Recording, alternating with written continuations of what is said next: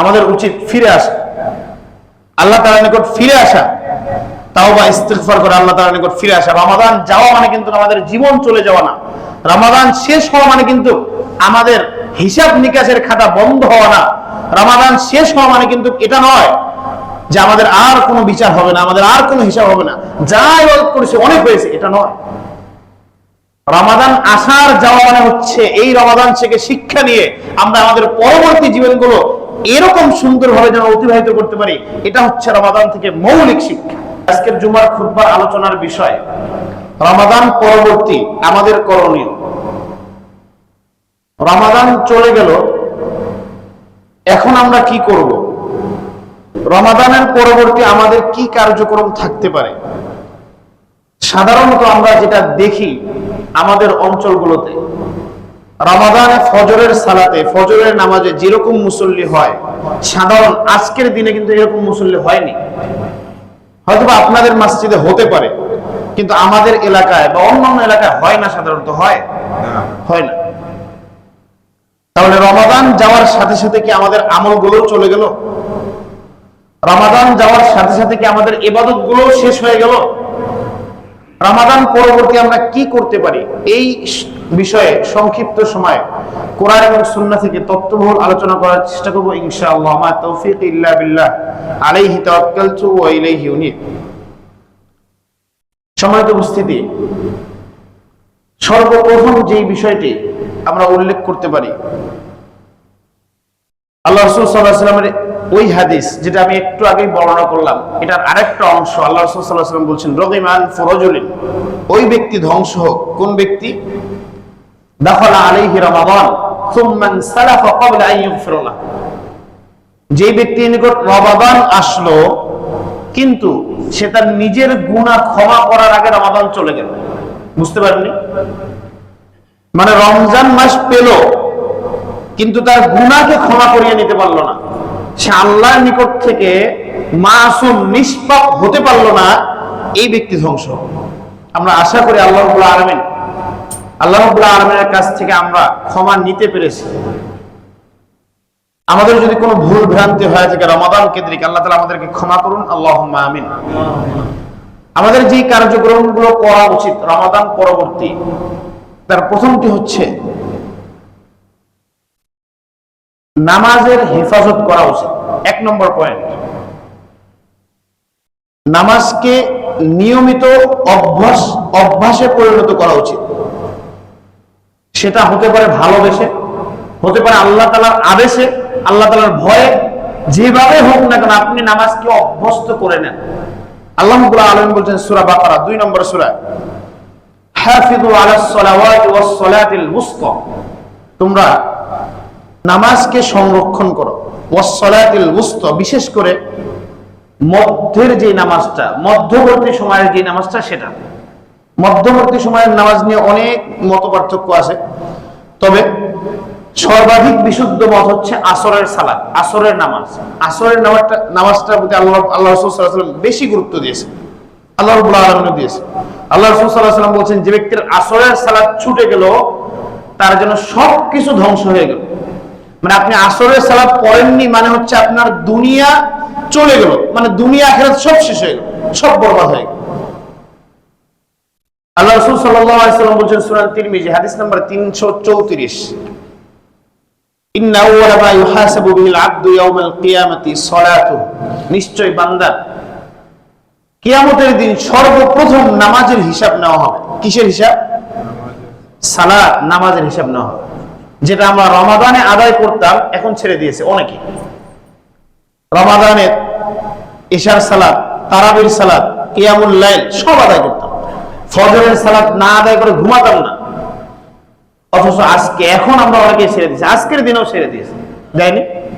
দিয়েছে। আল্লাহ রাসূল বলছেন সর্বপ্রথম নামাজের হিসাব নেওয়া হবে। কিসের হিসাব? নামাজের। ফাইন সুলহাত ফাকাদ আফলাহা ওয়া আনজাহা, আল্লাহ রাসূল পরের অংশে বলছেন, যদি কোনো ব্যক্তির নামাজের হিসাবটা ঠিক হয়ে যায়, ফাকাদ ফাইন সুলহাত ফাকাদ আফলাহা ওয়া আনজাহা, সে ব্যক্তি সফলতা অর্জন করবে এবং মুক্তি পাবে। কিসের হিসাব ঠিক হলে? নামাজের হিসাব। তারপরের অংশে, শেষ অংশে আল্লাহ রাসূল বলছেন ওয়াইন ফাসাদাত ফাকাদ খাবা ওয়া খাসিরা, আর কারো যদি নামাজের হিসাবে গরমিল হয়ে যায় ফাকাদ খাবা ওয়া খাসিরা, তাহলে সে ধ্বংস হবে এবং জাহান্নামে যাবে। নাউযুবিল্লাহ। তাহলে একটা হিসাবে আপনাকে জান্নাত জাহান্নাম নির্ণয় করে দিচ্ছে না? একটা ইবাদত আপনাকে জান্নাত জাহান্নামের পার্থক্য করে দিচ্ছে, শুধু একটা ইবাদত। কি সেটা? নামাজ, সালাত। তাহলে আপনি যে রমাদানে সালাত শুরু করলেন, এখন কেন ছেড়ে দিলেন? রমাদানে নামাজটা শুরু করলেন, আল্লাহ তাআলা আপনাকে তৌফিক দিয়েছিলেন, কিন্তু আল্লাহ তাআলা সেই তৌফিকের, সেই হেদায়েতের আপনি গুরুত্ব দিলেন না, আপনি এখন ছেড়ে দিলেন নামাজটা। রমাদানে আপনি ফজর পড়তেন, অনেক কষ্ট করে আসতেন, খাওয়া দাওয়ার পরে কষ্ট করে মসজিদে আসা কিন্তু আসলে কষ্টকর, কিন্তু আপনি এখন ছেড়ে দিলেন। অথচ আল্লাহ রাসূল বলেন ওয়াইন ফাসাদাত ফাকাদ খাবা ওয়া খাসিরা, কারণ যদি নামাজের হিসাবে গরমিল হয়ে যায় তাহলে সে ব্যক্তি ধ্বংস হবে এবং জাহান্নামে যাবে। নাউযুবিল্লাহ মিন যালিক। সালাত সম্পর্কে বিস্তারিত বিবরণী একটা খুতবায় দেওয়া যাবে আলাদা করে, সংক্ষিপ্ত সময় বলে নেই। আল্লাহ রাসূল সাল্লাল্লাহু আলাইহি ওয়াসাল্লাম বলেন পৃথিবীতে এমন কোন ইবাদত নেই, এমন কোন আমল নেই যে আমলটা মুসলমান এবং কাফেরের মাঝে পার্থক্য করে। বুঝতে পারেননি? মানে আপনি যে একজন মুসলিম আর হিন্দু যে একজন কাফের মুশরিক, এটার মাঝে কিসে পার্থক্য করে এমন কোন ইবাদত নেই, শুধুমাত্র সালাত ছাড়া। কি ছাড়া? নামাজ ছাড়া এমন কোন ইবাদত নেই যেটা আপনাকে পার্থক্য করে দিবে আপনি একজন মুসলিম আর হিন্দু একজন মুশরিক, সে কাফের। আল্লাহ রাসূল সাল্লাল্লাহু আলাইহি ওয়াসাল্লাম বলেন মান তারাকা সালাতান মুতাআম্মিদান ফাকাদ কাফারা, যে ব্যক্তি ইচ্ছাকৃত নামাজ ছেড়ে দিল সে কুফরি করলো। কি করলো? কুফরি করলো। আর যে ব্যক্তি কুফরি করলো সে কি হলো? কাফের হলো। সে কি হলো? কাফের হলো। তাহলে সালাত, নামাজ, এখানে দুইটা বিষয় আপনাকে নির্ণয় করছে। একটা হচ্ছে জান্নাত জাহান্নামের পার্থক্য আপনাকে করে দিচ্ছে, নামাজের হিসাবেই ক্লিয়ার আপনি জান্নাতি না জাহান্নামী। আরেকটা হচ্ছে নামাজের হিসাবেই ক্লিয়ার আপনি দুনিয়াতে একজন মুমিন মুসলিম নাকি একজন কাফের, একজন মুশরিক। একটাই বলতে আপনাকে পার্থক্য করে দিচ্ছে। তাহলে এই নামাজের প্রতি আমাদের কি যত্নবান হওয়া উচিত না? উচিত কিনা? আমার কথা কি বুঝতে পারতেছেন? তাহলে একটু কথা বলেন আমার সাথে, উচিত কিনা? অবশ্যই উচিত। শুধু উচিত নয়, অবশ্যই উচিত। আপনি যদি এত ব্যস্ত হন যে নামাজ পড়তে না পারেন, কমপক্ষে ফরজটা আপনাকে আদায় করতে হবে।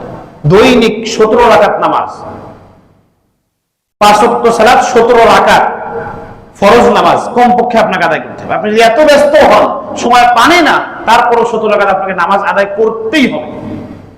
এটা ছাড়া যদি আপনি মারা যান, তাহলে ওই যে সর্বপ্রথমে আপনাকে নামাজের বিষয়ে জিজ্ঞাসা করা হবে। আপনি ওখানে ধরা পড়লেন মানে সারা পরকাল, গোটা পরকাল আপনার শেষ হয়ে গেল। সম্মানিত উপস্থিতি, তাহলে রমাদান যাওয়ার সাথে সাথে কিন্তু আমরা যদি এটা করে ফেলি যে নামাজকেও বিদায় দিয়ে ফেলি, তাহলে আমাদের জন্য বড় দুর্ভাগা, আমাদের জন্য বড় আফসোস, বড় পরিতাপের বিষয়। যারা মুহাদ্দিস, মুফাসসির, ইসলামিক স্কলার, হাদিস বিশারদ যারা, তারা ব্যাখ্যা করেছেন যে মানুষের ইবাদত কবুল হয় কিনা এটা তো আমরা জানতে পারি না, কিন্তু এটার কিছু নমুনা আলামত আছে। তার মধ্যে একটা হচ্ছে যে আপনার পূর্বের ইবাদত কবুল হচ্ছে কিনা সেটা আপনার সামনের ইবাদত গুলো বলে দেবে। আপনি একটা ইবাদতে কন্টিনিউ নিয়মিত নামাজ পড়েন, তার মানে আপনার বোঝা যায় যে পূর্বের ইবাদত গুলো কবুল হয়। আপনি রমাদানে নামাজ আদায় করেছেন, এখন আদায় করেন না, তার মানে পূর্বের ইবাদত গুলো আপনার কি হয়নি, বোঝা যায়। এটা আমি গ্যারান্টি দিয়ে বলতে পারবো না আপনার ইবাদত কবুল হয়নি, কারণ এই দায়িত্ব আল্লাহ তাআলা আমাকেও দেয়নি, আপনাকেও দেয়নি, তবে এটা বোঝা যায়। তাহলে আমাদের সকলের উচিত নামাজের প্রতি যত্নবান হওয়া। একটা হাদিস বলে শেষ করে দেব। আল্লাহ রাসূল সাল্লাল্লাহু আলাইহি ওয়াসাল্লাম বলেন মুরু আওলাদাকুম বিস-সালাত ওয়া হুম আবনাউ 7 সিনিন, তোমরা তোমাদের সন্তানদেরকে নামাজের নির্দেশ দাও। কি নির্দেশ দাও? নামাজের নির্দেশ দাও। নামাজ পড়তে আদেশ করো। আব্বু নামাজ পড়ো, নামাজ পড়তে হয়। আব্বু চলো মসজিদে যাই, নামাজ পড়তে হয়। আম্মু নামাজ পড়ো, নামাজ পড়তে হয়। এভাবে আদেশ করতে বলছেন আল্লাহ রাসূল। ওয়া হুম আবনাউ 7 সিনিন, যখন তাদের বয়স 7 বছর হয়। কয় বছর? 7 বছরের সময় আদেশ চলবে, শুধু নামাজ পড়তে হয়। তাকে শিখাতে হবে নামাজ কিভাবে পড়তে হয়, সাথে নিয়ে আসতে হবে মসজিদে, নামাজ এভাবে পড়তে হয় 7 বছর পর্যন্ত। আল্লাহ রাসূল পরের অংশে বলছেন ওয়াদরিবুহুম আলাইহা ওয়া হুম আবনাউ 10, তাদের বয়স যখন 10 হয় তখন তাদেরকে পিটাও, প্রহার করো, মারো নামাজের জন্য। আপনি নামাজের আদেশ করেছেন, নামাজ না পড়ে খেলতে গেছে, তাকে মারতে হবে। কি করতে হবে? এই আদেশটা যদি আপনি ফলো করতে পারেন তাহলে বুঝতে হবে আপনি একজন আদর্শ পিতা। আপনি একজন পিতা। তো পৃথিবীতে অনেক আছে, কিন্তু আপনি কেমন পিতা, আদর্শ পিতা কিনা, সেটা আপনার সন্তানকে আপনাকে দেখাতে হবে যে আপনি একজন আদর্শ পিতা। সন্তানকে পিটাতে হবে, যত মায়া থাকুক, এই সন্তান আপনাকে জাহান্নামে যাওয়ার কারণ হয়ে দাঁড়াবে। আল্লাহ রাব্বুল আলামিন সূরা মুনাফিকুনে, কু আনফুসাকুম ওয়া আহলিকুম নার, তোমরা নিজেরা জাহান্নামের আগুন থেকে বাঁচো, পরিবারকে বাঁচাও। ইন্নামা আমওয়ালুকুম ওয়া আওলাদুকুম ফিতনা, নিশ্চয়ই তোমাদের ধন সম্পদ, তোমাদের সন্তান সন্ততি, এগুলো হচ্ছে তোমাদের জন্য পরীক্ষার বস্তু, ফিতনা স্বরূপ। আপনি সৎ পথে ব্যবহার করবেন, আপনার জন্য আখিরাত ক্লিয়ার। আপনি যদি অসৎ পথে ব্যবহার করেন, আপনার জন্য এগুলোই আপনার জাহান্নামে যাওয়ার জন্য কারণ হয়ে দাঁড়াবে। তাই আমাদের উচিত নিজে নামাজের প্রতি যত্নবান হওয়া এবং আমাদের সন্তানদেরকে নামাজের আদেশ করা, এবং 10 বছর হলে নামাজ না পড়লে তাদেরকে প্রহার করা, তাদেরকে পিটান। আল্লাহ তৌফিক দান করুন, আল্লাহুম্মা আমিন। সম্মানিত উপস্থিতি, দ্বিতীয় বিষয়, রমাদানের পরবর্তী দ্বিতীয় বিষয় আমরা যেটা করতে পারি সেটা হচ্ছে হেদায়েতের বিপরীত, হেদায়েতের মোকাবেলায় ভ্রষ্টতাকে না নিয়ে আসা। আমরা রমাদানে সাধারণত দেখবেন নামাজ পড়তে একটু ভালো লাগে, লাগে না? সাধারণত আমরা রমাদান ছাড়া ঈশা 2 রাকাত সুন্নত বিতির পরে চলে যাই, কিন্তু দেখবেন রমাদানে 1 ঘন্টা 2 ঘন্টা 3 ঘন্টা লম্বা সময় ধরে আমরা তারাবির সালাত আদায় করি না? তারপর একটা ভালো লাগে। আবার ফজরের আগে সাহারি খেয়ে মসজিদে আসি, ফজরের সালাত জামাত আদায় করি, ভালো লাগে না? তার মানে এখান থেকে বোঝা যাচ্ছে যে আল্লাহ তাআলা আমাদেরকে হেদায়েত দেন, আল্লাহ তাআলার পক্ষ থেকে তাওফিকে আমরা এটা করতে পারতেছি। তাহলে এটা হচ্ছে হেদায়েত পাওয়া আল্লাহ তাআলার পক্ষ থেকে। একজন মানুষ হেদায়েত পায় বিধায় সে এই আমলগুলো করতে পারে। এখন আপনি যদি রমাদান শেষ হওয়ার সাথে সাথে সবগুলোকে ছেড়ে দেন, অশ্লীলতায় ডুবে যান, তাহলে আপনি কি হেদায়েতের বিপরীতে কি নিয়ে আসলেন? ভ্রষ্টতাকে নিয়ে আসলেন। আমরা খুতবায় একটা আরবি বাক্য সব সময় শুনি, মান ইয়াহদিহিল্লাহু ফালা মুদিল্লা লাহু ওয়া মান ইউদ্লিলহু ফালা হাদিয়া লাহু। মান ইয়াহদিহিল্লাহু ফালা মুদিল্লা লাহু, আল্লাহ রাব্বুল আলামিন যাকে হেদায়েত দান করেন তাকে কেউ পথভ্রষ্ট করতে পারে না। ওয়া মান ইউদ্লিলহু ফালা হাদিয়া লাহু, আল্লাহ তাআলা যাকে ভ্রষ্ট করে দেন তাকে কেউ হেদায়েত দিতে পারে না। তাহলে আল্লাহ তাআলা তো আপনাকে হেদায়েত দিয়েছিলেন, আপনি কেন ভ্রষ্টতাকে বেছে নিলেন? শাওয়ালের চাঁদ ওঠার সাথে সাথে আপনি অশ্লীলতায় কেন ডুবে গেলেন? আপনি ডুবেন নাই ঠিক আছে, কিন্তু আপনার সন্তান কেন ডুবে গেল? আল্লাহ তাআলার পক্ষ থেকে এই হেদায়েতটাকে আপনি গুরুত্ব মনে করলেন না? আল্লাহ রাব্বুল আলামিন বলছেন, ওয়াতলু আলাইহিম নাবা ইবনাল্লাযী আতাইনাহু আয়াতিনা ফানসালাখা মিনহা ফাতবা'আহু আশ-শাইতানু ফাকানা মিনাল গাওয়িন। বনি ইসরাইলের একজন লোকের কথা এখানে বলছেন, যদিও এখানে বিশুদ্ধ হাদিস দ্বারা প্রমাণিত নয় এই লোকটি কে ছিল। আল্লাহ তাআলা বলছেন যে ওয়াতলু আলাইহিম নাবা ইবনাল্লাযী আতাইনাহু আয়াতিনা, ওই ব্যক্তির বর্ণনা, ওই ব্যক্তির ঘটনা আপনি বর্ণনা করে দেন যাকে আমি আমার আয়াত নিদর্শন দিয়েছিলাম। কি নিদর্শন ছিল? মুফাসসিরগণ এই আয়াতের ব্যাখ্যায় লিখছেন যে ওই ব্যক্তির এমন ক্ষমতা ছিল যে সে আল্লাহ তাআলার নিকট দোয়া করলে দোয়া কবুল হয়ে যেত। দোয়া করলে কি হতো? দোয়া কবুল হয়ে যেত।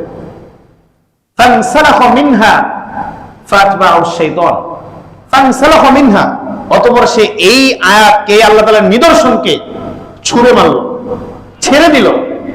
ফাতবা'আহু আশ-শাইতান, আর শয়তান তার পিছু লাগলো। ফাকানা মিনাল গাওয়িন, সে ভ্রষ্টদের অন্তর্ভুক্ত হয়ে গেল। তাহলে আল্লাহ তাআলা তাকে হেদায়েত দিয়েছিলেন, একটা ক্ষমতা দিয়েছিলেন, তাওফিক দিয়েছিলেন।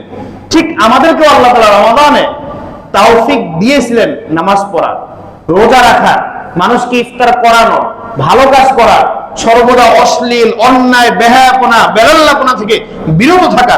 কিন্তু আমরা কি করলাম? এই তাওফিকটাকে ছুঁড়ে মারলাম। রমাদান শেষ হওয়ার এটাকে কি করলাম? ছুঁড়ে দিলাম। কানা মিনাল গাওয়িন, অতঃপর সে কি হয়ে গেল? ভ্রষ্টদের অন্তর্ভুক্ত হয়ে গেল। আল্লাহ তাআলা পরের অংশ বলছেন, ওয়ালাউ শি'না, সূরা আরাফ 7 নম্বর সূরা 175 176 নম্বর আয়াত, ওয়ালাউ শি'না লাওয়াফা'নাহু বিহা ওয়ালাকিন্নাহু আখলাদা ইলাল আরদি ওয়াত্তাবা'a হাওয়া। আল্লাহ তাআলা এই ব্যক্তির উদাহরণ দিচ্ছেন, দেখেন ঠিক আমাদেরও কিন্তু এরকম হতে পারে, পারে না?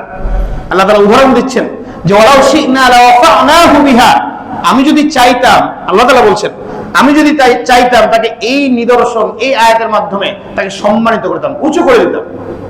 ওয়ালাকিন্না আখলাদাহু ইলাল আরদি ওয়াত্তাবা'a হাওয়া, কিন্তু সে দুনিয়ার চাকচিক্যে ডুবে গেল। ওয়াত্তাবা'a হাওয়া, এবং তার প্রবৃত্তি, তার খায়েশ, নিজের ইচ্ছার অনুসরণ করল। আল্লাহ তাআলা পরের অংশে বলছেন, তার উদাহরণ দিচ্ছেন, ফামাথালুহু কামাথালিল কালব, এই ব্যক্তির উদাহরণ হচ্ছে, দৃষ্টান্ত হচ্ছে কুকুরের মতো। কার মতো? কুকুরের মতো। ইন তাহমিল আলাইহি ইয়ালহাদ আও তাতরুকহু ইয়ালহাস। আল্লাহ তাআলা বলছেন যদি কুকুরকে আপনি দৌড়ান অথবা কুকুরের উপর কোন ভারী জিনিস চাপিয়ে দেন, দেখবেন কুকুর জিহ্বা বের করে না, জিহ্বা বের করে হাঁপায় না। কুকুরকে যদি নাও দৌড়ান তাও কিন্তু জিহ্বা বের করে না। খেয়াল করে আপনি দেখেন কুকুর কিন্তু তাও জিহ্বা বের করে, দাঁড়িয়ে আছে দেখবেন জিহ্বা বের করে হাঁপায় না। আল্লাহ তাআলা বলছেন যে ইন তাহমিল আলাইহি ইয়ালহাস আও তাতরুকহু ইয়ালহাস। এই ব্যক্তির উদাহরণ হচ্ছে ওই কুকুরের ন্যায় যার উপর কোন বোঝা চাপিয়ে দিলে বা তাকে দৌড়ালে যেমন সে জিহ্বা বের করে হাঁপায়, বোঝা না চাপাইলেও তাকে না দৌড়ালেও সে জিহ্বা বের করে হাঁপায়, ঠিক তদ্রুপ আল্লাহ তাআলা যাকে তাওফিক দিয়েছিলেন সালাত পড়ার, রমাদানে সিয়াম রাখার, কিয়াম করার, তারাবির সালাত আদায় করার, তাহাজ্জুদের আদায় করার, ফজরের সালাত জামাত আদায় করার তাওফিক দেওয়ার পরেও আমরা যারা এই তাওফিকটাকে ফানসালাখা ছুঁড়ে ফেলে দিয়েছি, আল্লাহ তাআলার পক্ষ থেকে এই হেদায়েতটাকে আমরা বর্জন করে দিয়েছি, আল্লাহ তাআলা তাদের উদাহরণ দিচ্ছেন এই কুকুরের। নাউজুবিল্লাহ।